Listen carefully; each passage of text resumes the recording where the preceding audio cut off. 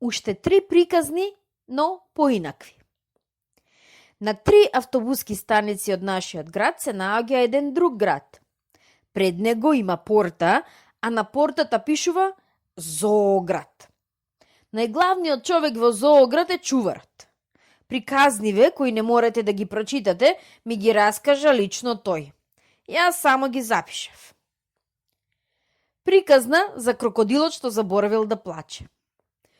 Крокодилот Заборавко живееше во едно цементно корито. Соседи му беа жирафата, волкот, слонот и мајмунот. Секоја вечер тие меѓу себе водеа секакви разговори. Една вечер, онаа за која ви раскажувам, се чу гласот на волкот.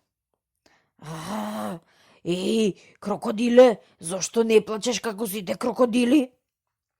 Жирафата, која во тоа време гледаше во небото и наслушнуваше дали од некаде доаѓа некој облак, му рече на волкот: крокодилите плачат само кога настапува суша, а бидејќи се готви да заверне, тие се радуваат.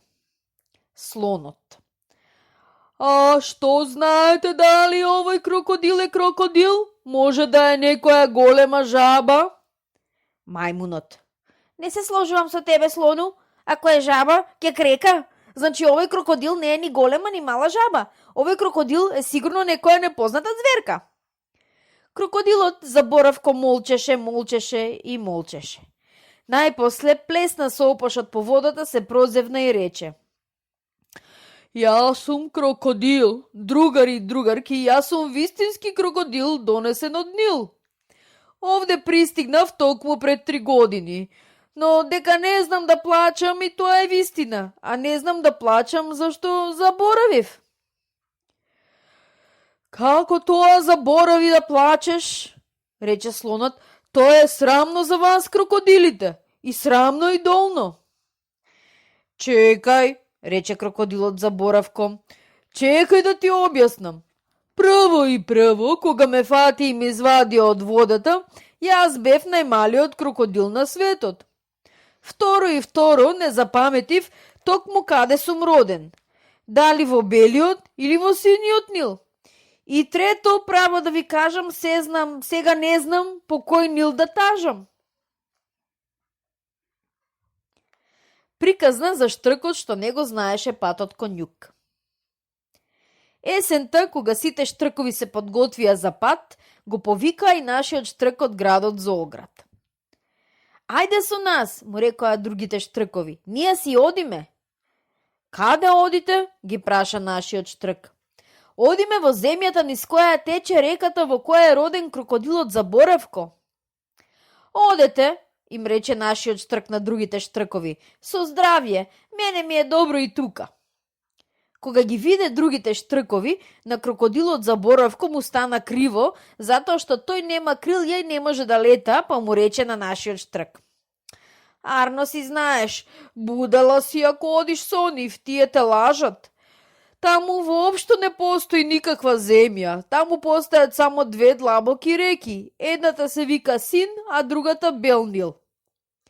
Штркот ништо не одговори. Продолжи да шета низ плитката вода со своите црвени чизми и да лови жаби. Поминаа многу денови од кога долетаа штрковите. Дрвјата ја соблекуваа својата облека и му ја даваа на ветрот. На штркот почна да му студи и од време на време тракаше со долгиот клун. Трака-трак, ми студи, трак, ми студи. Ако ти студи, појди во Африка, му рече слонот. Таму е топло. Појди на југ, го советуваше шарениот папагал. Ти немаш кафес, можеш да леташ. Но каде е таа Африка? Тажно праша штркот. Јас не го знам патот што води кон југ. Штом не го знаеш патот, остани овде и спразнувај се цела зима, му рече жирафата. И штркот, бидејќи не знаеше што да прави друго, си ја мушна главата под крилото и жално заплака. Приказна за лажливиот лав без заби.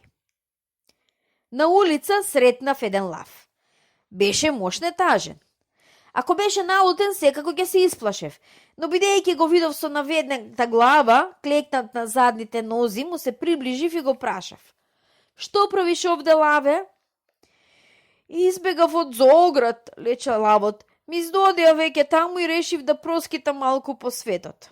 Срамота, му реков, лав си, толкави мустаци имаш, а се осудуваш мене да ме лажеш. Каков е тој однос? Се збуни лавот. Јас воопшто не умеам ни вистина да зборувам, а камоли да лажам. Дај ми ја личната карта, му реков, па ако пишува на неа дека живееш во град Зооград, општина Лавовски кафес, тогаш ќе ти поверувам. Знаеш ли кој сум јас, а? Не знам, рече лавот. Од каде да знам кога те гледам прв пат? Јас сум чуварот во Зооград, најглавниот човек таму. Рече лавот, мене тоа воопшто не ме интересира. Јас лична карта немам, но бидејќи сум лав, мораш да ми веруваш. Ако не ми веруваш, ке скокнам и ке те изедам.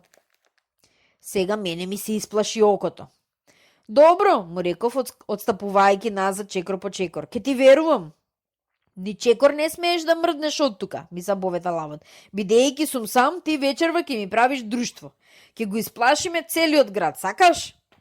Знаеш, лаву, вечерва не сум расположен за такви работи, почнав да го молам.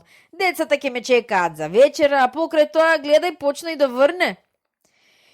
Токму затоа и ми требаш, рече лавот. Од долго седење по светот, тоест од Зооград до тука, ме болат нозете и ти мораш да ме носиш на грб и да ме чуваш од дождот. Затреперив од страв. Но за среќа во тој миг покрај нас поминуваше едно маче и јас го прашав. Каде одиш, другарче маче? Ке појдам до млекарницата, рече мачето, ми се пријаде сирење. А мене лавот сака да ми изеде, реков. Мјау, се засмеа мачето, мјау, мјау, мјау. Се кинеше од смеа. Па не гледаш ли дека овој лав не е вистински лав? Тој така те лаже. Тој е направен од партали и картони. 3 дни веќе тука како клечи. Го изфрли од куклениот театар зашто не умел да рика. Погледни го добро, каде му се забите? Да си живо, маче, си помислив. А пак јас, кој знае како ќе ја поминев оваа ноќ.